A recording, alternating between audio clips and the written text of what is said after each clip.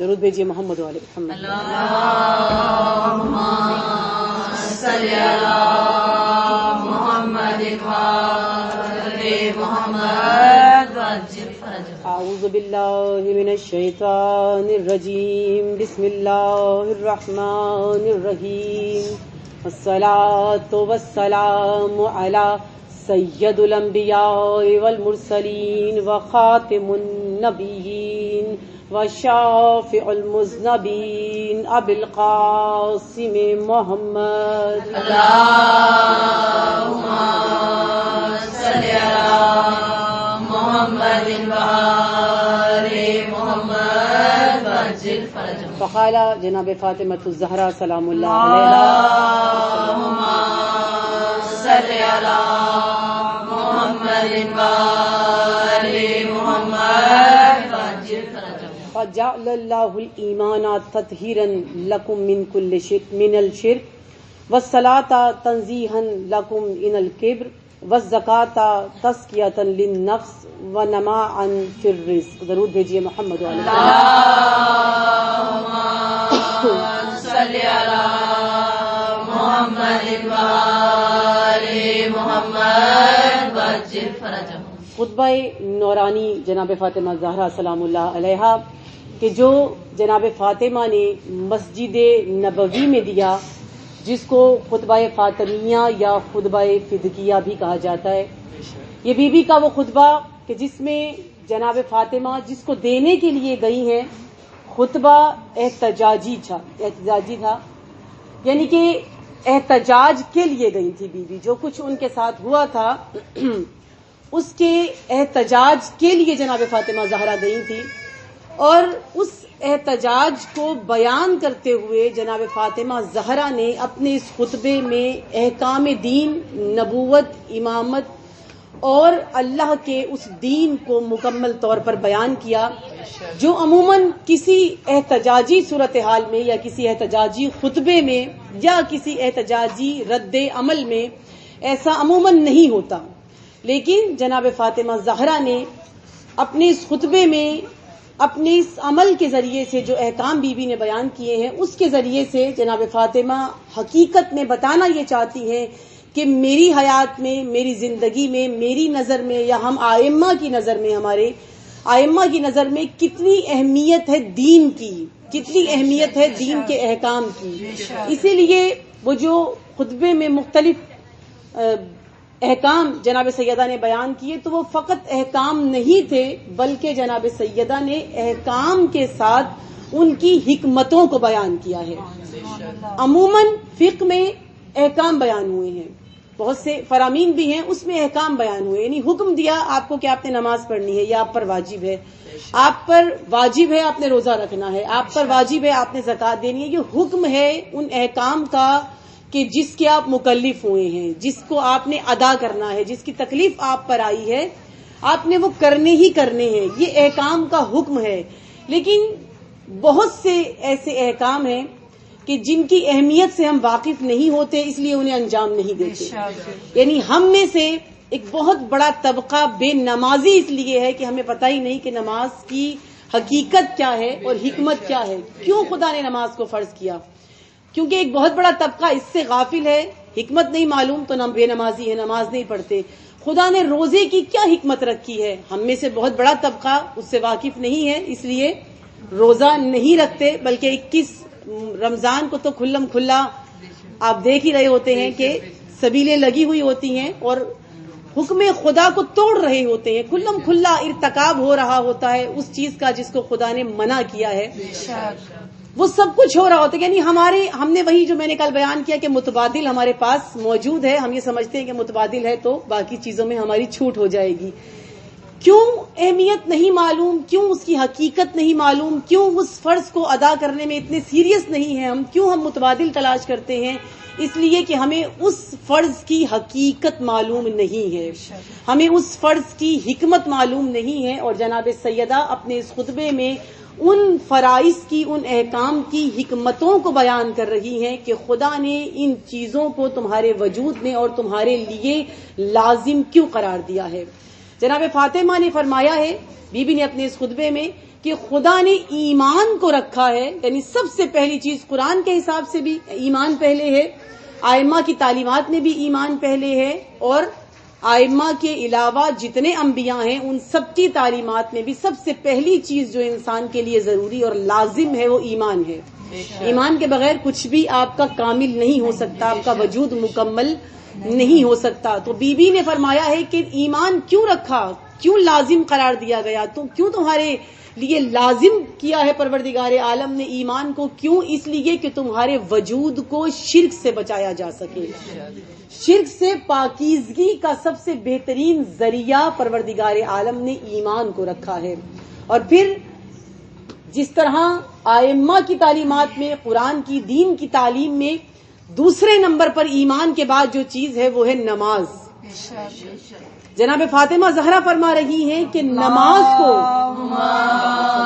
صلی علی محمد محمد والصلاۃ تنزیہا لکم ان الکبر، یعنی صلاۃ کو تمہارے لیے اس لیے قرار دیا گیا ہے، اس لیے رکھا گیا ہے کہ تم کبر سے، تکبر سے بچ سکو۔ نماز کی حکمت ہی پروردگار عالم نے یہ رکھی ہے کہ انسان، کل بیان ہوا تھا تفصیل سے آپ کے سامنے کہ کیوں یہ حکمت رکھی ہے خدا نے، کہ کیوں کبر سے، تکبر سے بچانے کا ذریعہ بتایا ہے، نماز کو بنایا ہے کہ انسان اپنے وجود میں اس کو رکھے، اس پر واجب و لازم اس لیے قرار دیا گیا ہے کہ وہ جو متکبر ہو جاتا ہے انسان، کبھی اپنی اولاد پر، کبھی اپنی جائیداد پر، کبھی اپنے پیسے پر، کبھی اپنے مال پر، کبھی اپنے بیٹوں پر، کبھی اپنے اموال پر، جو انسان کبھی بعض اوقات اپنی خوبصورتی پر، اپنے حسن پر، اپنے رنگ پر، اپنے خاندان پر، اپنی سعادت پر، اپنے قبیلے پر، کسی بھی طرح جب انسان متکبر ہو جاتا ہے، خدا نے اسی لیے نماز کو رکھا کہ بارگاہ خدا میں جھک جاؤ تاکہ تمہارا یہ تکبر، تم جو اپنے آپ کو اتنا بلند سمجھ رہے ہو، اس کو ختم کیا جا سکے۔ اور تیسری چیز جو ہمارے لیے قرار دی پروردگار عالم نے، واجب و لازم جس شے کو قرار دیا ہے پروردگار عالم نے، وہ زکوٰۃ ہے۔ اور جناب فاطمہ فرما رہی ہے اپنے اس خطبے میں کہ خدا نے زکوٰۃ کو لازم اس لیے قرار دیا ہے پروردگار عالم نے کیونکہ زکوٰۃ تمہارے نفس کے تزکیے کے لیے ضروری ہے، تمہارے وجود کے، تمہارے روح کے تزکیے کے لیے زکوٰۃ کا ہونا بہت لازم ہے، بہت ضروری ہے، اس لیے زکوٰۃ رکھی گئی ہے۔ اور دوسرا فائدہ کیا بتایا کہ تمہارے رزق میں اضافے کے لیے زکوٰۃ کو پروردگار عالم نے لازم قرار دیا ہے۔ یہ ہم جو رزق کے وسیلے اور مختلف طریقے اور وظیفے تلاش کرتے ہیں، پروردگار عالم نے بی بی فرما رہی ہے کہ زکوٰۃ رکھی ہے تاکہ تمہارے رزق میں اضافہ ہو جائے۔ اور ہم نے اکثر دیکھا ہے، کل بیان ہوا تھا آپ کے سامنے، اور میں پچھلا اس لیے دہرا رہی ہوں کہ وہی سوالات جو میں نے کہا ہے کہ آپ کے ذہنوں میں ہونے چاہیے اور ان کے جوابات بھی ہونے چاہیے تاکہ آپ اس کے جواب دے سکیں، کہ یہ جو نماز ہے جو پروردگار عالم نے رکھی ہے، آپ پر واجب قرار دی ہے، بی بی فرما رہی ہے تکبر سے روکتی ہے۔ اکثر نمازی متکبر ہیں، نمازی ہی، کل ہوا تھا نا تفصیل سے بیان کہ اکثر نمازی ہی متکبر ہیں، وہی تکبر کرتے ہیں کہ ہم بہت بڑے نمازی ہیں۔ اور قرآن کہتا ہے کہ نماز کی ایک حکمت یا نماز کا ایک فائدہ یا نماز کا جسے مادری زبان میں بینیفٹ کہتے ہیں، ایک یہ ہے کہ وہ فحشاء سے روک لیتی ہے۔ نماز فحشاء سے روکتی ہے۔ اب ذرا نمازیوں کے موبائل فون اٹھا کر دیکھیں، کبھی دیکھیں جو بڑے بڑے نمازی ہیں نا، ذرا ان کے موبائل فونز اٹھائیں، ان کی گیلریز میں جائیں، ان کی ہسٹری میں جائیں جہاں یہ پہنچے ہوئے ہوں یوٹیوب پر، کبھی آپ وہاں جائیں، آپ کو پتا چلے گا وہ نماز جو یہ 5 وقت پڑھ رہے ہیں، بعض لوگ تہجد گزار بھی ہیں، یہ جو اتنی نمازیں ادا کر رہے ہیں، جو اتنے اعمال کر رہے ہیں، نماز تو فحشاء سے روکتی ہے۔ اور یہاں اتنے بڑے بڑے نمازی، ان کی گیلریاں کھولیں تو ہر فحش کلپ آپ کو وہاں سے نظر آئے گا، وہاں پر ملے گا۔ یہی نمازی، یہی روزے دار جب رمضان میں روزہ رکھتا ہے تو یہی ٹائم پاس کے لیے کیا کرتا ہے، نمازیں 5 وقت کی پڑھتا ہے، فجر کی بھی، ظہر کی بھی، عصر، مغرب، عشاء 5 وقت کی پڑھتا ہے۔ اسے ٹائم پاس کے لیے فلم چاہیے ہوتی ہے، کوئی ہندی یا انگریزی فلم چاہیے ہوتی ہے۔ کیوں؟ کیونکہ ہم نے ٹائم پاس کرنا ہے، ٹائم گزر نہیں رہا، ٹائم کو پاس کرنے کے لیے وہ نمازی بیٹھا کہاں ہوتا ہے؟ ٹی وی کے سامنے، یوٹیوب کے سامنے، موبائل کے سامنے، لیپ ٹاپ کے سامنے. وہ وہاں نظر آئے گا، اور نظر آئے گا آپ کو وہ نمازی وہاں نظر آئے گا. جبکہ نماز کی حکمت کیا ہے؟ بی بتا رہی ہے کہ نماز تزکیہ نفس کے لیے زکات ہے، اور نماز تمہیں پاک کرنے کے لیے، تمہارے کبر کو، تمہارے تکبر کو ختم کرنے کے لیے. جس وقت تکبر ختم ہو گیا آپ پاک ہو جائیں گے. اور قرآن کہہ رہے نماز فحشاء سے روکتی ہے. اور ہر نماز، تقریباً سارے تو نہیں لیکن تقریباً ایسے نمازی ہیں جو فحشاء کی طرف نظر آتے ہیں. کیوں؟ کیونکہ اس لیے ہم نماز پڑھ رہے ہیں، ہم نے سمجھ لیا کہ نماز کو پڑھنا ہے. کیونکہ صرف پڑھ رہے ہیں اس لیے اس کا کوئی اثر نہیں ہے، اس لیے اس کا کوئی فائدہ نہیں ہے، اس لیے اس کا کوئی بینیفٹ آپ کو نہیں مل رہا. قرآن کہہ رہا ہے نماز کو قائم کرو. ہم صلاۃ قائم نہیں کرتے، ہم صرف پڑھتے ہیں. اور پڑھنے کا سٹائل بھی ہمارا رٹو طوطے والا ہے. جلدی جلدی نماز پڑھتے ہیں کہ بس 5 منٹ، کہتے 5 منٹ ہیں اور ہوتی 2 منٹ کی نماز ہے. 2 منٹ کی ہماری نماز جس میں ہمیں یہ بھی نہیں پتا ہوتا کہاں پڑھنی ہے کہاں نہیں پڑھنی. بعض اوقات ایسا بھی ہوتا ہے ہم باورچی خانے میں چولہے کے سامنے نماز پڑھ رہے ہوتے ہیں. آپ ابھی سردی آتی ہے نا، اکثر آپ میں سے ہوں گے جن کے کچن بڑے ہیں، آگ کے سامنے مکروہ نماز ہے آپ کی، آپ کو پتہ ہی نہیں آگ کے سامنے نماز نہیں پڑھتے. اس چولہے کے سامنے آپ اس ہیٹر کے آگے ہیٹر رکھا ہوا ہے، آپ نماز پڑھ رہے ہیں، آپ اس ہیٹر کے آگے نماز نہیں پڑھ سکتے ہیں. کیوں؟ بس پڑھنی ہے، قائم نہیں کرنی. اس کی حقیقت، اس کی ماہیت سے ہم واقف نہیں ہیں، اس لیے بس رٹے لگے ہوئے ہیں. جو چیز واجب ہے اسے جلد از جلد سر سے ہم نے اتارنا ہے. اور جہاں زکوٰۃ کی بات آ جاتی ہے وہاں تو پھر سب کے مزے ہو جاتے ہیں. کیوں؟ کیونکہ زکوٰۃ کے لیے تو ایک خاص آپ کے پاس نصاب ہونا چاہیے. اتنے سے اتنے جانور ہوں، اتنے سے اتنے سکے ہوں، سونے کے ہوں، چاندی کے ہوں، اور رائج الوقت ہوں جو اس وقت میں چل بھی رہے ہوں سکے. پھر آپ بے شک کتنا ہی زیور بنا لیں، اینٹیں رکھیں سونے کی اپنے پاس، آپ کے کتنے ہی آپ کی جو لاکرز ہیں وہ سونے کے زیورات سے کتنے ہی بھرے ہوئے کیوں نہ ہوں، آپ پر زکوٰۃ، ہماری شرع کی جو حساب ہے اس کے مطابق آپ پر زکوٰۃ نہیں ہے. لیکن قرآن کہہ رہا ہے، اور وہی بی بی کے خطبے میں بھی وہی جملہ ہے کہ پہلے ایمان، پھر نماز اور پھر زکوٰۃ. اور ہر جگہ قرآن نے بھی جہاں جہاں تذکرہ کیا ہے نماز کا، وہاں وہاں تذکرہ کیا ہے زکوٰۃ کا تذکرہ. تقریباً جگہوں پر نماز کے ساتھ، صلاۃ کے ساتھ زکوٰۃ کا تذکرہ پروردگار عالم نے رکھا ہے. یعنی جس طرح آپ پر نماز واجب ہے ایسے ہی آپ پر زکوٰۃ بھی واجب ہے.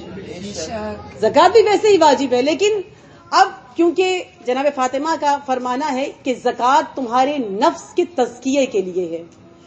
زکوٰۃ کا معنی اگر آپ کے ذہن میں ہو، جو پہلی مجلس میں بیان ہوا تھا، زکوٰۃ کا معنی بڑھانا ہے. آپ کی روح جو چھوٹی ہے، نہ حجم میں، جسے میں نہیں بڑھانا جیسے ہم اپنا جسم بڑھا رہے ہوتے ہیں، حجم اور جسے کے اعتبار سے نہیں. آپ کی روح چھوٹی ہے، یعنی آپ کی شخصیت چھوٹی ہے، آپ کا نفس چھوٹا ہے، آپ کی شخصیت چھوٹی ہے. آپ نے روح کو، آپ نے اپنی شخصیت کو بڑھانا ہے. ایک چھوٹی روح کو ایک بڑی روح میں منتقل کرنا ہے. ایک چھوٹی شخصیت کو بڑی شخصیت میں منتقل کرنا ہے. اور چھوٹی شخصیت بڑی شخصیت میں کب منتقل ہوتی ہے؟ جب اس کی نفس کا، اس کی روح کا تزکیہ ہوتا ہے. جب اس کی روح کا تزکیہ ہوتا ہے. اور تزکیہ بیوی فرما رہی ہیں یہ زکوٰۃ کے ذریعے سے ہے. اب آپ اور ہم جیسا بندہ جس کے پاس نہ اتنی دولت ہے، نہ اتنا مال ہے، نہ اتنا غلہ ہے، نہ اتنی کشمش ہے، نہ ہمارے پاس کھجوروں کے باغات ہیں، وہ بھی ایک خاص مقدار ہے اس کی جس کے اوپر آپ پر زکوٰۃ واجب ہوگی، نہ وہ باغات ہیں، نہ اتنی بھیڑ بکریاں ہیں، نہ اتنے اونٹ ہیں، تو پھر آپ اور میں تو تزکیے سے محروم رہے. نماز تو ہم نے پڑھ لی، لیکن پھر ہم نفس کا تزکیہ کیسے کریں کہ خدا نے جس کو تزکیے کا ذریعہ بنایا وہ آپ اور میں ادا نہیں کر سکتے. لیکن قرآن نے اس کا طریقہ بتایا ہے آپ کو. جناب فاطمہ نے بلا وجہ نہیں کہا ان لوگوں میں کہ تمہارے تزکیے کے لیے خدا نے اس زکوٰۃ کو رکھا ہے تاکہ اپنے نفس کا تزکیہ کر سکو. اگر دیکھا جائے تو بی بی کے، جناب فاطمہ کے ایک ایک جملے میں حکمت ہے. ایک ایک بات اگر غور کیا جائے وہ بتا کن کو رہی ہیں، کسی غیر مسلم کے سامنے گفتگو نہیں کر رہی جناب فاطمہ. جن کے سامنے گفتگو کر رہی ہیں مسلمان ہیں، جن کے سامنے گفتگو کر رہی ہیں اپنے ہیں، جن کے سامنے بات کر رہی ہیں مسلمان ہیں. ابھی رسول کو گزرے ہوئے کچھ دن ہوئے ہیں، کچھ ایام ہوئے ہیں ان کے سامنے سے. وہ جو رسول کے پیچھے نمازیں پڑھ چکے ہیں، وہ جو رسول سے شریعت لے چکے ہیں، وہ جو دور رسول میں رسول کے ساتھ تھے، رسول کے صحابی ہیں، کوئی غیر نہیں ہے، ان کو بی احکام دین کی حکمت بیان کر رہی ہیں. اب وہ تزکیہ آپ اور مجھ جیسا عام بندہ کیسے کرے، غریب کیسے کرے؟ جبکہ قرآن نے یہ نہیں کہا کہ غریب پر نماز واجب نہیں ہے، امیر پر نماز واجب ہے. یہ نہیں کہا کہ زکوٰۃ امیر پر واجب ہے، غریب پر واجب نہیں ہے. جہاں قرآن میں نماز کا تذکرہ آپ کو ملے گا، وَأَقِیمُوا الصَّلَاةَ وَآتُوا الزَّکَاةَ، یعنی دونوں اکٹھے ہیں. کہیں نہیں کہا کہ غریب نماز پڑھ لے زکوٰۃ نہ دے، امیر نماز نہ پڑھے زکوٰۃ دے لے. کوئی متبادل خدا نے قرآن میں بھی پیش نہیں کیا. لیکن اس کی سب سے خوبصورت تشریح ویسے تو قرآن کی بہت سورہ بقرہ میں آیت نمبر 41 میں، آیت نمبر 43 میں، آیت نمبر 83 میں بہت خوبصورت پروردگار عالم نے اسی نماز و زکوٰۃ کا اکٹھے تذکرہ کر کے بتایا. لیکن وہ سورہ جو آپ کو اور مجھے سب کو اچھی بھی لگتی ہے اور ہمیں یاد بھی ہے، وہ سورہ کے جس کے ذریعے سے پروردگار عالم نے بتایا کہ نہ زکوٰۃ یہ تزکیہ نفس، یہ روح کا بڑا کرنا، یہ روح کا جسے کا نہیں، اس شخصیت کا، اس نفس کے پاک کو، اس کو بڑھانے کا، اس کی نشو نما کا، اس کی نموف کا جو ذریعہ پروردگار عالم نے زکوٰۃ کو اگر بنایا ہے تو کیسے بنایا ہے؟ سورہ مائدہ میں پروردگار عالم جہاں ولی کا تذکرہ کرتا ہے کہ ایک اللہ تمہارا ولی ہے، ولی یعنی جس کو اختیار ہے تمہارے وجود پر، جس کو اختیار ہے، جس کے پاس تمہارے کل کے کل اختیارات ہیں، وہ اللہ تمہارا ولی ہے، یعنی اس کے پاس تمہارے اختیارات ہیں.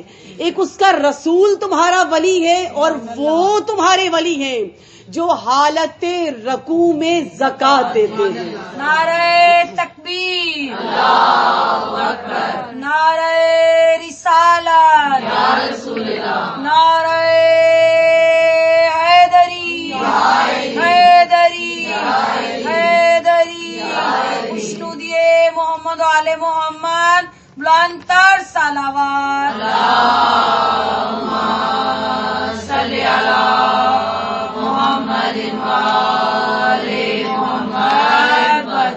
وہ ولی جو حالت رکوع میں زکوٰۃ دے رہا ہے.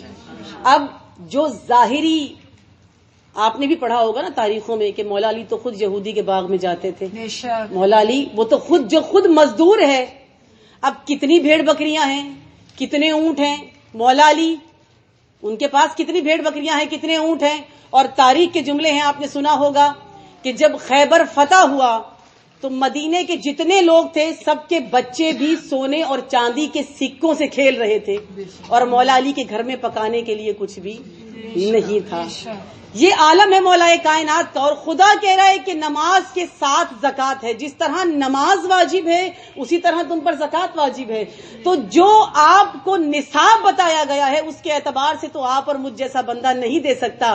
لیکن جب علی دے سکتے ہیں تو مولا کائنات نے بتایا ہے کہ زکوٰۃ کو دینا کیسے ہے، زکوٰۃ کے دینے کا طریقہ کیا ہے کہ تم جس عالم میں بھی ہو. یہ مولا کائنات کی شخصیت، مولا کائنات کی ذات وہ ذات ہے کہ جو ایک ہی لمحے میں آیت کو مولا کائنات نے دونوں طرح سے مکمل کیا ہے. جہاں وَأَقِیمُوا الصَّلَاةَ وَآتُوا الزَّکَاةَ، ان دونوں چیزوں کو ایک ہی لمحے میں کامل کیا ہے مولا علی نے. یعنی حالت نماز بھی ہے، نماز قائم بھی ہو رہی ہے اور زکوٰۃ بھی ادا ہو رہی ہے. دونوں کام اکٹھے ہو رہے ہیں. اور یہ سب جانتے ہیں واقعہ کہ جب ایک فقیر، ایک مانگنے والا، ایک طلب کرنے والا، نہ ہمارے والے فقیر جو ہمارے یہاں آتے ہیں یہ گداگر ہیں، یہ ان کا پیشہ ہے. یہ جو مانگتے پھرتے ہیں گلی گلی، جہاں علم دیکھتے ہیں وہ مولا غازی عباس کے نام پہ مانگنا شروع کر دیتے ہیں، جہاں عام کسی کا گھر دیکھتے ہیں وہاں اور کسی کے نام پہ مانگنا شروع کر دیتے ہیں. تو یہ وہ ہیں کہ جو گداگر ہیں، یہ مانگتے رہتے ہیں، ان کا یہ پیشہ ہے.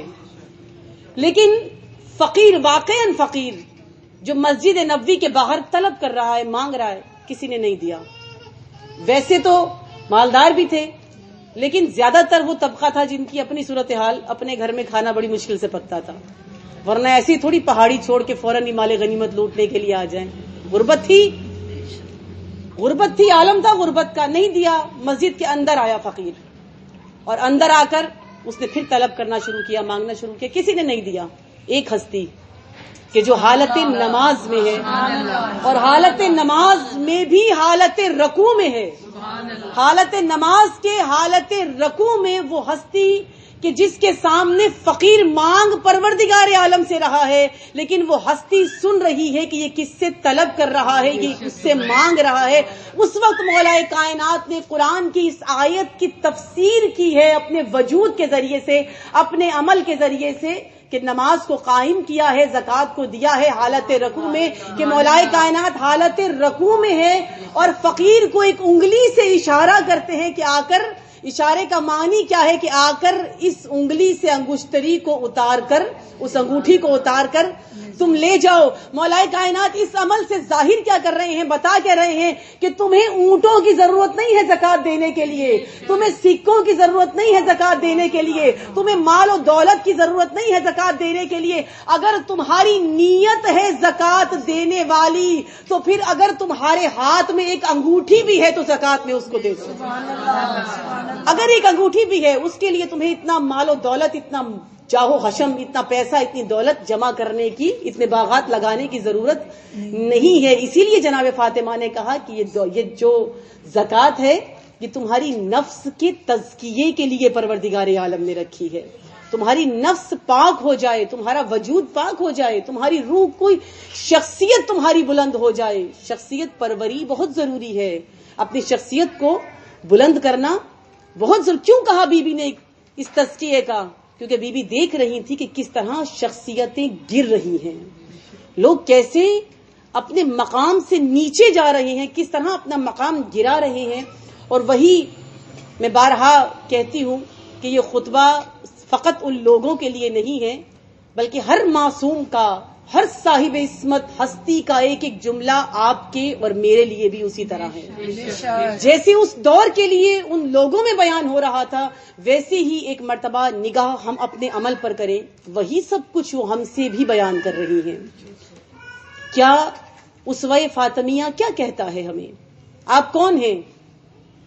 آپ اہل تشیع کون ہیں؟ آپ دعائے فاطمہ ہیں. آپ جناب فاطمہ زہرا کی دعا ہیں. یہی کہا جاتا ہے نا کہ ہم شیعہ دعائے فاطمہ ہیں. اب دعائے فاطمہ کیسی ہونی چاہیے؟ غلط تو نہیں کہا نا، روایتوں میں بھی ہے نا. شیعہ کون ہے؟ مولا حسین کو رونے والا کون ہے؟ یہ عزادار کون ہے؟ یہ عزا کرنے والا کون ہے؟ یہ عزا کرنے والا سنی شیعہ نہیں ہے، یہ عزا کرنے والا دعائے فاطمہ زہرا ہے. یہ حسین کو ماننے والے، یہ سب کے سب حسینی کون ہیں؟ یہ حسینی دعائے فاطمہ ہیں. ایک طرف آپ کا اور میرا کردار رکھیے جو دعائے فاطمہ ہے، اور دوسری طرف کردار ایک اور دعائے فاطمہ کا رکھیے. ایک آپ دعائے فاطمہ ہے نا، آپ اور میں دعائے فاطمہ ہیں. ایک طرف آپ میں اور آپ دعائے فاطمہ، دوسری طرف عباس دعائے فاطمہ. اب دونوں دعا ہیں، اب دونوں کے کردار کا موازنہ کر لیجئے. ایک وہ دعا ہے جس پر وفا کی انتہا ہو چکی، اور ایک آپ اور ہم ہیں جس پر بے وفائی کی انتہا ہو چکی. ہم نے کیا وعدہ نبھایا؟ ہم نے کیا عہد نبھایا؟ ہم نے کون سا عمل نبھایا؟ ہم نے شیعہ ہوتے ہوئے، ہم نے مومن ہوتے ہوئے، ہم نے عزادار حسین ابن علی ہوتے ہوئے، ہم نے حسینی ہوتے ہوئے، دعائے فاطمہ ہوتے ہوئے آپ نے کون سا اپنا فریضہ انجام دیا ہے؟ یہ بتا دیجئے. اپنے عمل میں، اپنے وجود میں، اپنے عہد میں کوئی ایسا عہد جو آپ نے خدا سے کیا ہو اور وہ نبھا دیا ہو. آپ نے تو عالم ارواح میں جس کو اپنا ولی مانا تھا، مولا کائنات جس کو ولی مانا ہے، جس کو ولی تسلیم کیا ہے، جس کو ولی مانتے ہیں، جس کی اپنی زبان سے جس کی ولایت کا اقرار کرتے ہیں، آپ کے عمل میں اسی کی ولایت نظر نہیں آتی. جن ہستیوں کی اقرار ہے، کیوں آپ نے اپنے وجود میں تزکیہ کیا ہی کب؟ آپ تو دعا تھے. میں نے کل بیان کیا کہ آپ کے تمام اعمال، جو کچھ آپ یہاں دنیا میں انجام دے رہے ہیں، یہ سب اعمال مجسم ہو جائیں گے. جن کو کل سمجھ میں آئی ہوگی بات، یہ تمام اعمال جو آپ دنیا میں انجام دے رہے ہیں یہ سب کے سب مجسم ہو جائیں گے. اور یہ مجسم اعمال ہی جنت ہے. اچھے بہترین اعمال جب مجسم ہو جائیں گے، اب وہ جس کا جیسا عمل، جتنا بہترین عمل ہوگا اس کی ویسی جنت ہوگی، جس کا جیسا عمل ہوگا اس کا ویسے ہی صلہ ہوگا. گناہ جب مجسم ہو جائیں گے، کوئی زمین سے لکڑیاں اکٹھی کر کے اور وہاں پر جا کر آگ نہیں جلائی جائے گی. دوزخ اس کو نہیں کہتے کہ یہاں سے درخت کاٹے جائیں گے اور اس کے بعد ان کو جلایا جائے گا اور ان کے اندر آپ کو ڈال دیا جائے گا. نہ، آپ جتنے گناہ اس زمین پر کر رہے ہیں، اس دنیا میں، اس حیات دنیاوی میں آپ جتنے بھی گناہ کر رہے ہیں، یہ گناہ آتش بن جائیں گے، یہ گناہ آگ بن جائیں گے، یہ گناہ ہی وہ ایندھن بن جائیں گے جو جلا رہے ہوں گے آپ کو. کوئی اور الگ سے کوئی تیسری چیز نہیں آئے گی. یہ عمل ہے، یہ بہترین عمل ہی ہے جو ثمر کی صورت میں نظر آئیں گے. یہ بہترین عمل ہے جو حور کی صورت میں نظر آئیں گے. یہ بہترین عمل ہے جو جنت کی صورت میں نظر آئیں گے. یہ بد عمل ہے جو دوزخ کی صورت میں نظر آئیں گے. یہ برے اعمال ہیں جو آگ کی صورت میں نظر آئیں گے. یہ بدترین اعمال ہیں جو ایندھن کی صورت میں آپ کو نظر آئیں گے اور آپ کے بدن کو جلایا جائے گا. اور یہ سب کچھ کیوں ہوگا؟ کیوں ہم جلانے والی نوبتوں تک پہنچ جائیں گے؟ کیونکہ اس دنیا میں رہ کر آپ نے نہ نماز کو قائم کیا ہے، نہ زکوٰۃ، نہ یعنی تزکیہ اپنی نفس کا آپ نے کہیں بھی نہیں کیا. اور میں بار بار پہلی مجلس سے بیان کر رہی ہوں کہ ان سب کے ساتھ اہل بیت کی محبت شرط ہے. اہل بیت کی محبت متبادل نہیں ہے نماز کا، کہ نماز پڑھ لو، نماز نہ پڑھو اور مولا کائنات کا نام لے لو اور نام لے لے کر ہی اتنا اجر مل جائے کہ آپ کی نماز کلیئر ہو جائے. نہ، اہل بیت کی محبت متبادل نماز نہیں ہے. اہل بیت کی محبت متبادل زکوٰۃ نہیں ہے. اہل بیت کی محبت، میں بار بار دہرا رہی ہوں کہ اہل بیت کی محبت متبادل نہیں ہے کسی بھی عبادت کا. اہل بیت کی محبت شرط ہے ہر عبادت کی، ان کی محبت کے ساتھ.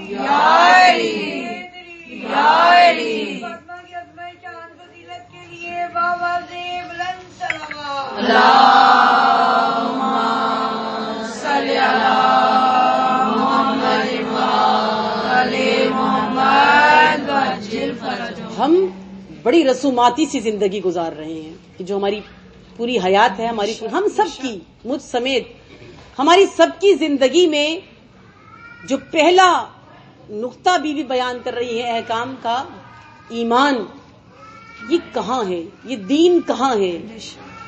یہ شریعت کہاں ہے؟ ہم نے ایک الگ سے گوشے میں رکھا ہوا ہے، محفوظ کرا ہوا ہے. دین محفوظ ہے آپ سب کے پاس، لیکن یہ بڑے الگ سے گوشے میں ہے. ایک کونا آپ نے چنا ہوا ہے. جیسے کسی گھر میں بعض اوقات ہوتا ہے نماز کے لیے ایک الگ سے کمرہ ہوتا ہے نا، نماز کے لیے ایک الگ کمرہ ہوتا ہے، وہاں بھی قرآن رکھا ہوا ہوتا ہے، وہاں پہ مصلے بچھے ہوئے ہوتے ہیں، پھر اسے بند کر دیتے ہیں، نماز بند، اس سے باہر نہ نکلنے پائے، کیونکہ وہ مصلہ باہر نہیں آ سکتا. وہ آئے گا تو باہر ٹی وی ہے، باہر فلمیں چل رہی ہیں، باہر گانے چل رہے ہیں. اب اتنی ساری چیزوں میں اچھا نہیں لگتا نا کہ جہاں نماز بچھایا جائے. قرآن بند، اس کمرے میں قرآن بند ہے. اب وہ باہر آئے گا تو پھر بری بات ہے، گانے بھی چلیں گے تو قرآن سامنے ہے، فحشا ہوگا قرآن سامنے ہے، جھوٹ غیبت یہ سب کچھ ہم سب کریں گے، قرآن سامنے ہے تو برا لگے گا. تو ہم نے ایک کونا دے دیا بعض اوقات بعض ہمارے گھروں. حالانکہ نماز کے لیے بہتر ہے کہ الگ جگہ ہونی چاہیے، لیکن ہم نے کیا کیا؟ ہم نے اس کو پیک کر دیا، اس کو ایک الگ گوشہ، ایک الگ کونا دیا کہ یہاں سے نماز باہر نہ آنے پائے، یہاں سے قرآن باہر نہ آنے پائے. بھلے آپ نماز کو ایک جگہ، ایک کونا، ایک جگہ مخصوص کرو نماز کے لیے. بہتر ہے کہ نماز کے مصلے کے لیے ایک جگہ، عبادت کے لیے ایک جگہ، نماز کی تلاوت کے لیے جگہ مخصوص ہو. لیکن اس کا معنی یہ نہیں ہے کہ پورے گھر میں بے دین جتنی مرضی بے دینیت ہو جائے، جو مرضی آپ چلاتے پھرے، نماز کے کمرے میں گانا نہیں چلنا چاہیے. پورے گھر میں گانے چل رہے ہیں. نماز کے کمرے میں جائیں گے آپ لوگ، پاکیزہ جائے گا، نجس کوئی نماز کے کمرے میں نہ جائے. پورے گھر میں نجاست جتنی مرضی پھیلتی چلی جائے نماز کے کمرے میں. نماز کا مصلی باہر نہ آئے، باہر والا کوئی نجس اندر نہ جائے. یعنی آپ نے ایک دین کو، اپنی اس نماز کو، اس چیز کو ایک دروازے میں، ایک کمرے میں بند کر دیا، پیک کر دیا. اب یہ اس سے باہر نہیں آ سکتا. جبکہ آپ کا بیڈ روم بھی اسلامی ہونا چاہیے تھا، آپ کا لیونگ روم بھی اسلامی ہونا چاہیے تھا, آپ کا باورچی خانہ بھی اسلامی ہونا چاہیے تھا کہ اگر وہاں پر کھڑے ہو کر آپ تلاوت قرآن سنیں تو آپ کو شرمندگی محسوس نہ ہو کہ کل تک تو میں یہاں پر گانے چلا کر کھڑی ہوئی تھی, آج میں یہاں یہ سب کچھ عمل کر رہی ہوں. آپ دعائے فاطمہ. اور ہمارے عمل, کیونکہ رسوماتی ہمارا دین بھی رسوماتی ہو گیا ہے. ہمارا جو سلسلے ہیں, ہم اذا کرتے ہیں رسوماتی, مجلس کرتے ہیں رسوماتی, سب کچھ یہ ہمارے آباء و اجداد سے چلا آ رہا ہے. یہ دادا کرتے تھے, یہ نانا کرتے تھے, یہ سلسلہ مطلب وہ سب کچھ چلا آ رہا ہے. ہم ہر چیز میں اتنی زیادہ رسمیں شامل کر دی ہیں. میں ایک سوال ضرور کہوں گی انہی مجلسوں کے توسط سے کہ یہاں پر ہی سن رہے ہیں آپ, اس کے بعد تو آپ کسی مجلس میں نہیں سنیں گے. انہی مجلسوں کے توسط سے میں یہ کہنا چاہوں گی, جب اذان کی بات آتی ہے, جب عزاداری کی بات آتی ہے, تب ہم کہتے ہیں ہمارے اجداد یہ کرتے تھے. یعنی شروع سے یہ سلسلہ چلا آ رہا ہے, ایسے ہوتا تھا, ایسے ہوتا تھا. ٹھیک ہے, اجداد کرتے تھے, ٹھیک کرتے تھے, ایسے ہی ہوتا ہے. اب جب باقی چیزوں کی بات آتی ہے, لباس کی بات آتی ہے, زمانے کے ساتھ چلنا چاہیے. ایسا ہی ہے نا, جب لباس کی بات آتی ہے زمانے کے ساتھ چلے, رہن سہن کی بات آتی ہے زمانے کے ساتھ چلو, حجاب کی بات آتی ہے زمانے کے ساتھ چلو, بچی کی پرورش کی بات آتی ہے زمانے کے ساتھ چلو. ماڈرن ماں ہو تاکہ ماڈرن بچی ہو, تاکہ ماڈرن رشتے آئیں. لڑکی کو ہم, بیٹی کو ہم اتنا ماڈرن بناتے ہیں. ہے فاطمی بچی, کہنے کو کیا ہے, سادات گھرانے سے ہے جی, شیعہ گھرانے سے ہے یہ بچی, اس کو الٹرا ماڈرن بنانا ہے. کیوں؟ آج سے لڑکے پسند نہیں کرتے ہیں باحجاب بچیاں. لعنت ہے ایسے لڑکوں پر, اور لعنت ہے اس بچی پر جو کسی ایسے شخص کے لیے اپنے آپ کو احکام خدا سے دور کر رہی ہے, حرام کی مرتکب ہو رہی ہے, کسی ایسے لڑکے کے لیے جو حرام پسند کرتا ہے. بے ردائی جو پسند کر رہا ہے, کیا پسند کر رہا ہے, کیا لائک کر رہا ہے وہ لڑکا؟ حرام. جو حرام, جو ایک عام سی چیز حرام کو پسند, بڑی عام سی بات ہے ہمارے ہاں جو بے حجابی ہے, یہ بڑی عام ہے. مطلب ہم آرام سے دیور جیٹ کے سامنے جو ایزیلی آ جاتے ہیں, یہ تو عام سی بات ہے, گھر کا فرد ہے. تو یہ تو اتنی بڑی کوئی سیریس بات نہیں ہے ہمارے لیے.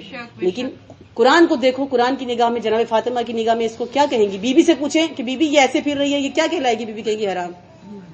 اور آپ کہیں گے بی بی زمانے کے ساتھ بھی چلنا چاہیے, آپ تو بہت پرانے خیالات کی ہیں. ایسا ہی ہے نا, جہاں اذا کی بات آتی ہے, اجداد بھی یہ کرتے تھے. اجداد جب علم اٹھاتے تھے تو سر سے دوپٹہ نہیں اترتا تھا. ایسا ہی ہے, جو بزرگ بیٹھے ہیں یہ گواہ ہوں گے, علم کے نیچے سر سے دوپٹہ نہیں اترتا تھا. آج اسپیشل علم اٹھانے والیاں اپنے نہا کے شیمپو کر کے آتی ہیں, بالوں کو ڈائی کر کے کھول کے آپ علم اٹھا رہے ہوتے ہیں. پھر کریے نا اجداد والی باتیں. آج زمانہ ایسا ہو گیا, اگر زمانہ کہتا ہے کہ اس طرح چلنا ہے تو ہم نے اس طرح چلنا ہے. نا, اس طرح نہیں چلنا, دین کے ساتھ چلنا ہے, اور دین کسی گوشے میں نہیں رکھنا. ہم نے ہر چیز میں شرک شامل کر دیا ہے. ہم نے ہر چیز کو بے دینیت کی طرف ہم لے کر جا رہے ہیں, اور ہمیں احساس بھی نہیں ہو رہا کہ کس طریقے سے ہمارے وجود کے اندر حرام ارتکاب کر رہا ہے, کس طرح ہمارے وجود کے اندر شامل ہو رہا ہے.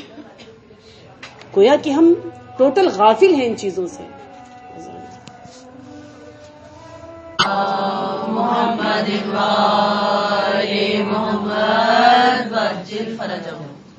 دین ہم نے مخصوص جو کیا ہوا ہے, بس 5 وقت کی نماز پڑھتے ہیں, اس وقت دین یاد آ جاتا ہے. باقی کسی چیز میں دین ہمیں یاد نہیں آتا.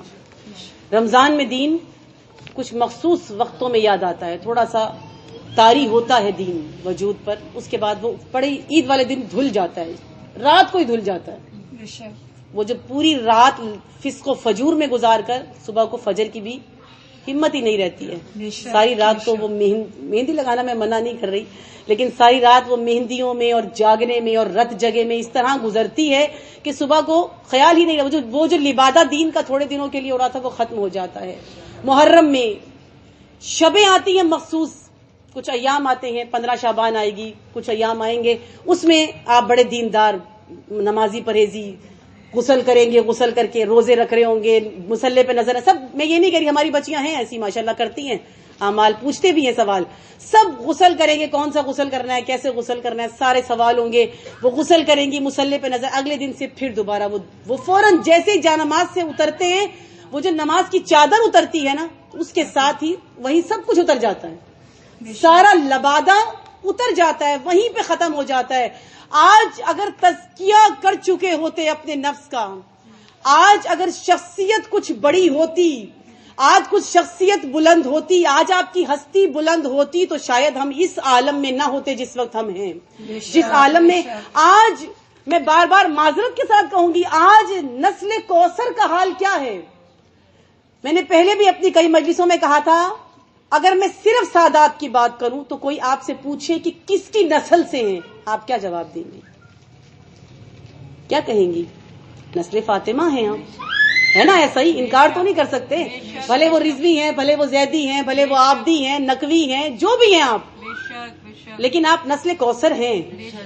آپ جناب فاطمہ زہرا کی اولاد ہیں. اب ایک دفعہ دیکھیں میں فاطمہ کی اولاد ہوں، اور پھر میں دیکھوں کہ میں فاطمہ کی کیسے اولاد. میں خود کو کنیز کہتی ہوں، بھلے کہتی رہیں، لیکن آپ کے شجرے میں آپ کا شجرہ جا کر ملے گا اس بی بی سے، اور جیسے ہی شجرہ ملے گا آپ اپنے کردار کی طرف ضرور نگاہ کرنا. جس سے میرا شجرہ مل رہا ہے، میرا اس سے کردار کیوں نہیں مل رہا؟ میری گفتار اس سے کیوں نہیں ملتی؟ وہ بی بی تو میدان سے جانے والوں میں سے نہیں ہے. وہ بی بی تو یہ ان لوگوں میں سے نہیں ہے کہ جو دیکھے کہ کوئی میرا ساتھ نہیں دے رہا اور میں بھی دین سے پیچھے ہٹ جاؤں. وہ بی بی تو ان میں سے نہیں ہے. نسل کوثر جو حقیقتاً نسل کوثر ہے، اور اگر دنیا میں کسی نے، اس تاریخ اسلام میں کسی نے ثبوت دیا ہے کہ نسل کوثر کس کو کہتے ہیں، تو جناب زینب ہیں. جناب زینب نے بتایا کہ نسل کوثر کیسی ہونی چاہیے. ہمارے سامنے لاشیں بکھر جائیں، کاٹ دیا جائے، ذبح کر دیا جائے، لاشوں پر گھوڑوں کو دوڑا دیا جائے، جو مرضی تم کر لو، لیکن میدان عمل سے پیچھے ہٹنے والوں میں سے نہیں ہے. نسل کوثر جھک جانے والوں میں سے نہیں ہے. نسل کوثر تزکیہ کرنے والوں میں سے ہے. ہم تو وہ ہونے چاہیے تھے جو دوسروں کا بھی تزکیہ کرتے. ہم تو وہ ہونے چاہیے تھے جو دوسروں کو بھی پاک کرتے. ہم تو وہ ہونے چاہیے تھے کہ ہمارے وجود سے دوسرے متاثر ہو کے ہماری طرف کھنچتے ہوئے چلے جاتے. آج ہمارے ممبروں سے لے کر ہمارے وجود تک یہ عالم ہے کہ لوگ ہمیں دیکھ کر دور ہٹ جاتے ہیں. آج جس سادات کی، جس آپ کہتے ہیں نا بڑا، اور ہمارے ہاں تو بہت زیادہ ہے یہ، ہم رضوی ہیں، ہم آبدی ہیں، ہم نقوی ہیں، ہم فلاں ہیں، ہم فلاں، ہمیں بڑا فخر ہے، ہم بڑا غرور ہے. ذرا ایک نگاہ اس امام کے گھر میں بھی تو جھانکو. وہ جس کے آپ جد جو آپ کے ہیں، ایک نگاہ اس امام کی طرف بھی تو کرو کہ جو آپ کے جد ہیں وہ دیکھیں تو کیا کہیں. وہ کہیں کہ وہ یقیناً ہمارا، میں بار بار خود کو شامل کر کے کہتی ہوں، ہمارا عمل اگر ہمارے اجداد، وہ اجداد نہ یہ دادا پوتا جو ہمارے یہ بھی گزرے ہیں، یہ دادا پر دادا نہیں، بلکہ وہ اجداد جو حقیقتاً اجداد ہیں ہمارے، کہ جہاں جا کر ہمارے شجرے مل جاتے ہیں، اگر آج وہ آپ کا، میرا، ہمارا اس نسل کا جس کو نسل کوثر کہا جاتا ہے، اگر اس نسل کو دیکھیں تو یقیناً وہ یہ کہیں کہ ہم انہیں آگ کرتے ہیں. آگ کر دیں گی بی بی، نہیں پسند کریں گی. ہمارا عمل، اور بی بی تو احتجاج میں بھی دین بتا رہی ہیں. ہم تو مجلس میں بھی دین سننا پسند نہیں کرتے، وہ تو احتجاجی خطبے میں بھی بتا رہی ہیں کہ دین کتنا اہم ہے. اور ہم اپنے آپسی فسق و فجور میں اور آپسی فسادات سے ہم تو باہر نہیں نکلتے. یہ ہماری حیات ہے. ایک نگاہ، آج اس سلسلے کی تیسری مجلس ہے، اور میں صرف اتنا چاہوں گی آپ سے کہ ہم اپنے کردار کو تزکیہ کریں، اپنی شخصیت کو بلند کریں. جو جناب فاطمہ فرمانا چاہتی ہیں، جناب فاطمہ بتانا چاہتی ہیں، اپنی کردار میں پیدا کرنے کی کوشش تو کریں. یہ نہ ہو 2-4 دن ابھی سردی ہے تو پردے میں ہیں سارے. سردی میں تو آسان ہے حجاب کرنا نا، بہت سردی میں سب پردے میں ہیں. گرمی میں سب کو سانس گھٹنا شروع ہو جائیں گے. کرونا نے یہ بھی بتا دیا کہ دم کسی کا نہیں گھٹتا نقاب کر کے. یہ پہلے بہانے ہوتے تھے، ہم کیا کریں، ہم سے یہ نہیں ہوتا، ہم سے وہ نہیں ہوتا. کرونا نے بتایا آپ سے سب کچھ ہو جاتا ہے. جب جان کی پڑتی ہے، جان پہ پڑتی ہے تو سب نقاب بھی ہو جاتے ہیں، سب کچھ ہو جاتا ہے. لیکن جب دین کی بات آتی ہے تب آ کر کیوں ہم کہتے ہیں ہم سے یہ نہیں ہوتا، اس کا متبادل چاہیے، ہم سے یہ نہیں ہوتا، اس کا متبادل، ہر چیز کا بدل چاہیے ہوتا ہے. ہم دین کا بھی بدل چاہتے ہیں. دین میں فلاں بھی جائز ہے، دین میں فلاں چیز بھی جائز ہے، دین میں فلاں چیز بھی جائز ہے. ایسے دین کو بنا لیا جیسے کہ کوئی کھلونا ہو. آج ہم نام علی لیتے ہیں، مولا کائنات کا نام لیتے ہیں، کہ ابھی کل خواہر جبانیان میں سے ہیں، ان کا بھی بڑا خوبصورت انہوں نے کہا، ویسے ان کا سوال نہیں تھا، یہ جواب تھا. دور شہوار کا سوال نہیں تھا، یہ جواب تھا کہ علامہ صاحب نے ایک نے کہا ہے کہ علی علی کرو اس کا ثواب ہے، نماز نماز کرو اس کا ثواب ہی نہیں ہے. مطلب کرنے سے واقع نماز نماز نماز میں کہتی ہوں ثواب تو نہیں ملے گا، علی علی کہوں گی تو ذکر علی عبادت، ذکر مولا کائنات تو عبادت ہے، لیکن میں اس کو متبادل تو نہیں بنا سکتی. میں کہوں نماز کے بدلے میں اس ٹائم عصر کا وقت ہے اور میں کہوں کہ چلو تسبیح علی ہی کر لیتے ہیں. تسبیح علی کا اپنا اجر اپنی جگہ قائم رہے گا، نماز عصر کی اپنی جگہ اہمیت و حقیقت، وہ اس کا متبادل تو نہیں ہو سکے گا، وہ تبادلہ نہیں ہے اس کا. مولائے کائنات جن کو آج آپ بہت محبت کر رہے ہیں، یقین جان لیجئے یہ میں مبالغے کی بات نہیں کر رہی ہوں، وہ علی جس سے آج آپ محبت کر رہے ہیں، جس سے آج آپ عشق کر رہے ہیں کہ نام علی زبان پر آتے ہی لگتا ہے زبان میٹھی ہو گئی ہے، زبان کی شیریں کا نام علی ہے. وہ زبان پہ نام جس کا آتے ہی آج آپ کو لطف آ رہا ہے، آج آپ کو مزہ آ رہا ہے، یقین جان لیجئے اگر وہ مولائے کائنات آ جائیں اور حکومت علی قائم ہو جائے اور نظام علی آ جائے، نظام ولایت آ جائے، یقین جان لیجئے آپ مولا علی کا ساتھ دینے والوں میں نہیں ہوں گے، نہیں ہوں گے.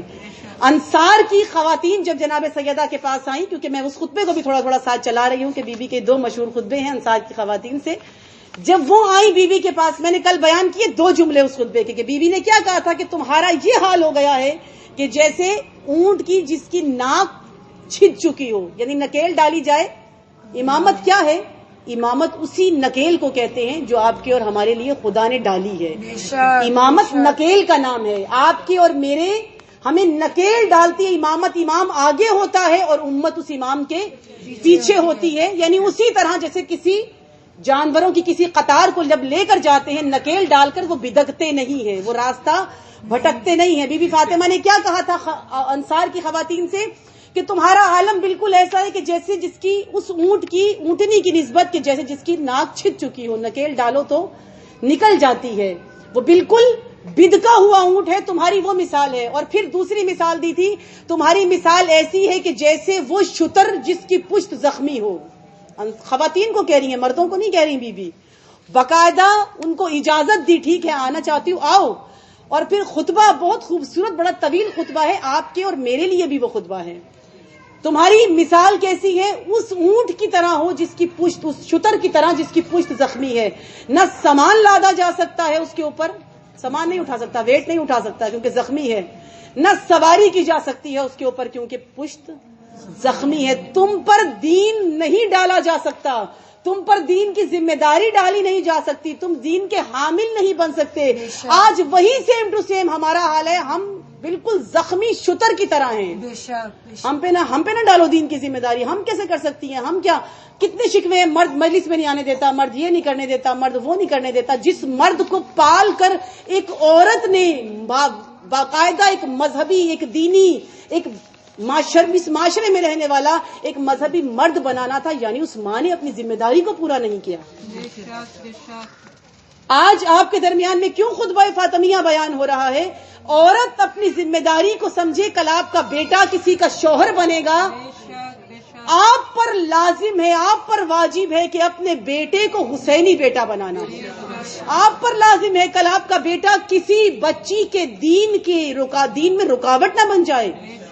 یہ آپ پر واجب ہے، یہ آپ پر لازم ہے. اور اس وقت جب جناب فاطمہ نے بلایا ہے ان انصار، ان خواتین کو اور بیان کیا، یہ دو جملے میں نے بیان کیے تھے.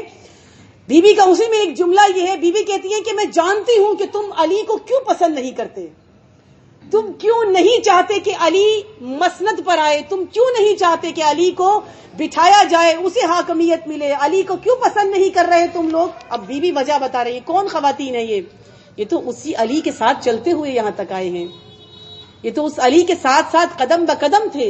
ان کے مرد تو 7 جنگوں میں شامل رہے ہیں، یہ تو ساتھ یہ وہ مسلمان ہیں جنہوں نے قربانیاں دی ہیں.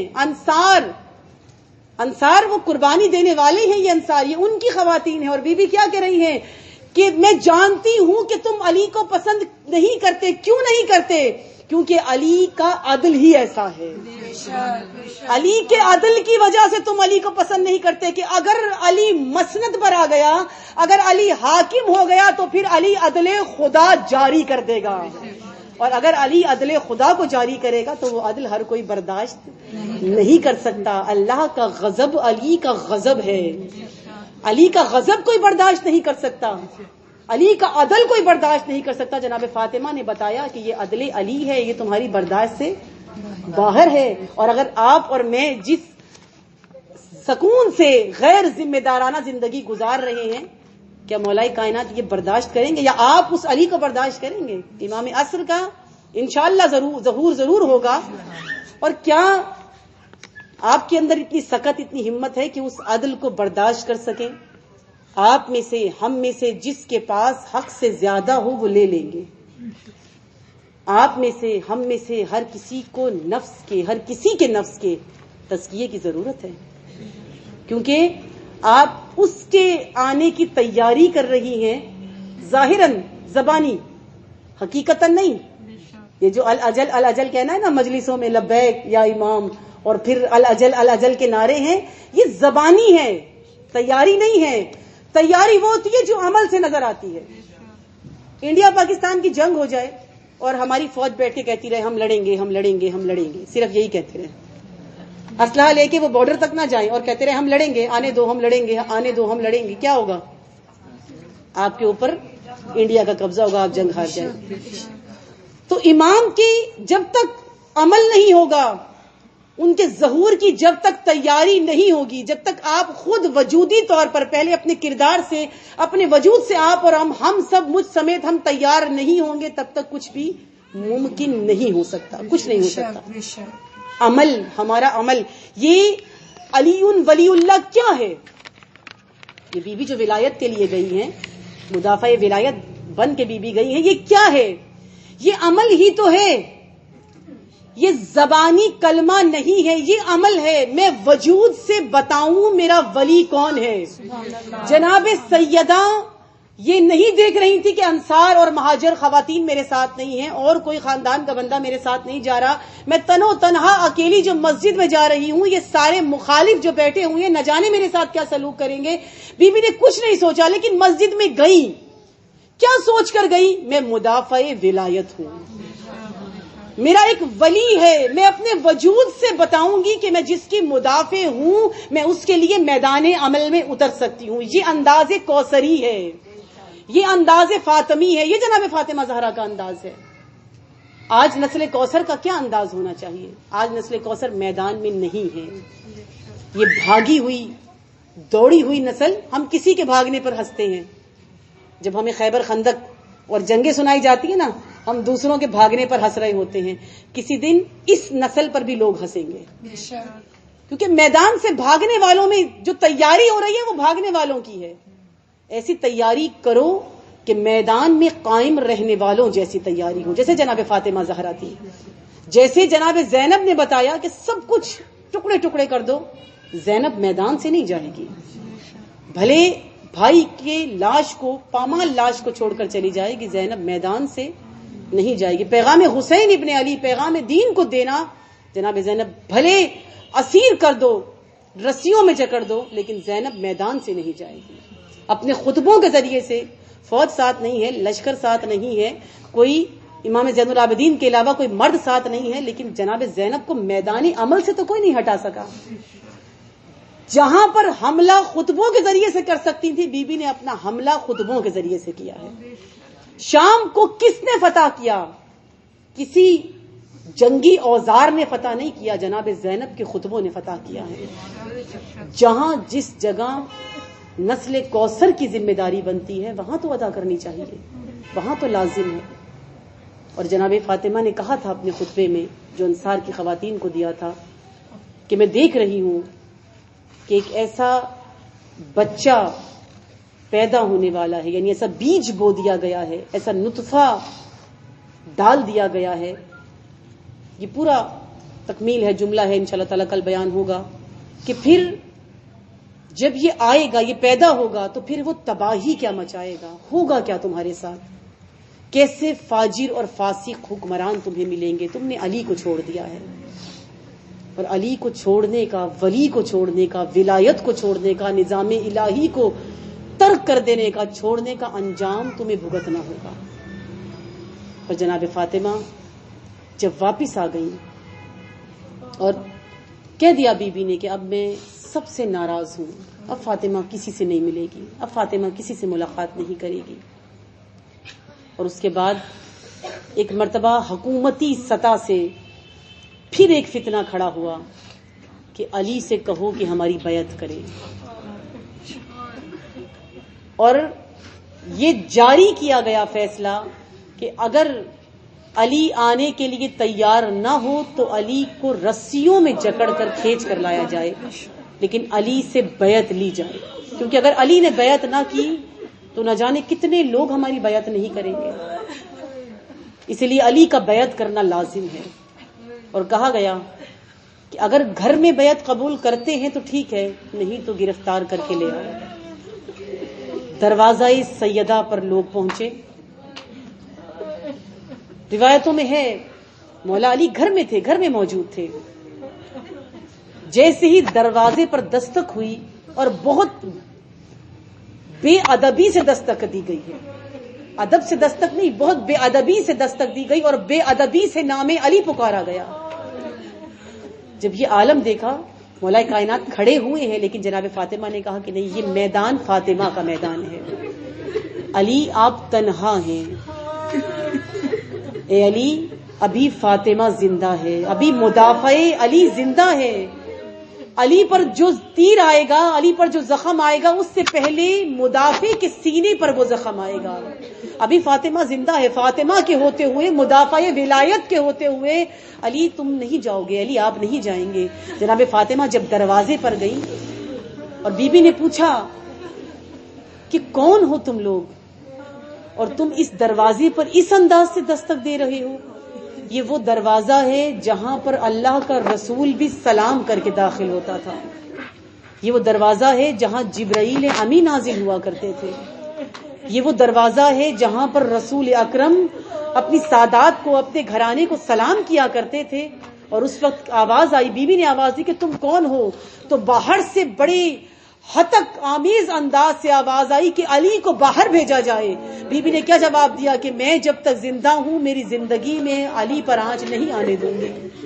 عزاداروں، لوگوں نے دروازے کے کھلنے کا انتظار نہ کیا، ایندھن کو جمع کیا، دروازہ سیدہ پہ آگ لگائی گئی، اور جیسے ہی آگ کے شعلے بھڑکنا شروع ہوئے، جناب سیدہ پیچھے کھڑی ہوئی تھی. روایت ہے کہ پیچھے دیوار تھی، آگے در تھا، جناب سیدہ وہاں پر موجود تھی. لائنوں نے جلے ہوئے دروازے کو ٹھوکر ماری، ادھر دروازے کو ٹھوکر لگنی تھی، جناب سیدہ کے اوپر جلتا ہوا دروازہ گرا. ادھر جیسے ہی جلتا ہوا دروازہ گرا ہے نا، روایتوں میں لکھا ہے کہ ایک کیل دروازے کے پیچھے سے نکلی ہوئی تھی کہ جناب سیدہ کے شکم میں وہ کیل داخل ہوئی. ایک مرتبہ سیدہ کی آواز بلند ہوئی، بی بی نے رو کر کہا الیہ الیہ یا فضہ. جناب فضہ کو جناب سیدہ نے بلایا. جناب فضہ جب تیزی سے آئی ہے نا تو لعینوں نے یہ خیال نہیں کیا کہ بنت پیغمبر زخمی حالت میں دروازے کے نیچے لیٹی ہوئی ہے. جناب فضہ جناب سیدہ کے قریب آئی، ابھی جناب فضہ اٹھا رہی تھی کہ لعین دروازے کو پھلانگ پھلانگ کر داخل ہونا شروع ہوئے. جناب سیدہ نے ایک مرتبہ جناب فضہ کے کان میں کہا کہ فضہ، علی کو نہ بتانا کہ محسن کی شہادت ہو گئی ہے. فضہ علی کو نہ بتانا کہ میری پنسلیاں ٹوٹ گئی ہے. فضہ علی کو نہ بتانا کہ فاطمہ زخمی ہو گئی ہے. بی بی فضہ رو کے پوچھتی ہے بی بی کیوں نہ بتاؤں؟ جناب سیدہ کہتی ہے میرے علی بہت تنہا ہے، خدا کا ولی بہت تنہا ہے. اگر علی کو پتا چل گیا کہ فاطمہ بھی زخمی ہو گئی ہے، علی خود کو اور تنہا محسوس کریں گے. عزیزاروں، ابھی جناب فضہ جناب فاطمہ کو لا رہی تھی نا کہ لعینوں نے عجیب عالم میں مولا کائنات کو گرفتار کیا. ایک رسی کو علی کے گلے میں باندھا گیا، مولا کائنات کے گلے اور ہاتھوں میں رسی کو، یا شاید یہ جملہ کہنا بہتر ہوگا، مولا علی کو اس انداز سے لایا جا رہا تھا جیسے علی کی بیٹی کو کوفہ و شام کے بازاروں میں لے کے گئے ہیں. اس طرح رسیوں کو مولائے کائنات نے باندھا ہوا تھا جیسے جناب زینب کو کوفہ و شام کے بازاروں میں پھرایا گیا. عزادارو لعین مولائے کائنات کو کھینچ رہے تھے. جناب فاطمہ سے یہ منظر برداشت نہیں ہوا. جناب فاطمہ نے دامن مولائے کائنات کو پکڑ لیا اور رو کر کہا میں علی کو جانے نہیں دوں گی. جب تک فاطمہ زندہ ہے تم علی کو نقصان نہیں پہنچا سکتے. لعین کا خود کا بیان ہے. لعین کہتا ہے کہ ہم نے کوشش کی کہ فاطمہ سے علی کے دامن کو چھڑایا جائے. لعین کہتا ہے ہم نے علی کو کھینچنا شروع کیا. علی کے گلے اور ہاتھوں میں رسی تھی. علی کھینچ رہے تھے. ساتھ خاک پر فاطمہ بھی کھینچتی ہوئی چلی آ رہی تھی. کہتا ہے فاطمہ نے علی کے دامن کو نہیں چھوڑا. جب دامن علی نہیں چھوڑا نا، لعین کہتا ہے میں نے دائیں بائیں دیکھا، مجھے قنفذ کے پہلو میں تازیانہ نظر آیا. میں نے تازیانے کو اس کے پہلو سے نکالا. ایک مرتبہ فضا میں تازیانے کو بلند کیا. نبی کی بیٹی کے ہاتھ پہ تازیانہ مارا. تازیانے کا لگنا تھا. فاطمہ تڑپ گئی. تڑپ کے نبی کی بیٹی نے علی کے دامن کو چھوڑا. دامن کو چھوڑ کر بی بی نے کہا علی اللہ کے حوالے. اور جب مولائے کائنات نے، روایتوں کے جملے ہیں کہ جیسے ہی مولائے کائنات نے ایک مرتبہ جناب فاطمہ کی طرف مڑ کر دیکھا نا تو فاطمہ کا عالم بڑا عجیب تھا. بی بی اس انداز سے خاک پر بیٹھی ہوئی تھی کہ ایک مرتبہ جناب فاطمہ کے دونوں ہاتھ بلند ہوئے. نبی کی بیٹی کی پنسلیاں ٹوٹی ہوئی ہے. بطن میں بیٹا ساقط ہو چکا ہے. زخمی حالت میں نبی کی بیٹی ہے. بی بی نے ہاتھوں کو بلند کیا، نفرین کرنے لگی. ایک مرتبہ مولائے کائنات نے دیکھا اور کہا نا فاطمہ اے بنت پیغمبر، ان کے لیے بد دعا نہ کرنا. اے بنت پیغمبر، اس عالم میں اگر آپ نے بد دعا کر دی تو خدا اپنے عذاب کو نازل کر دے گا.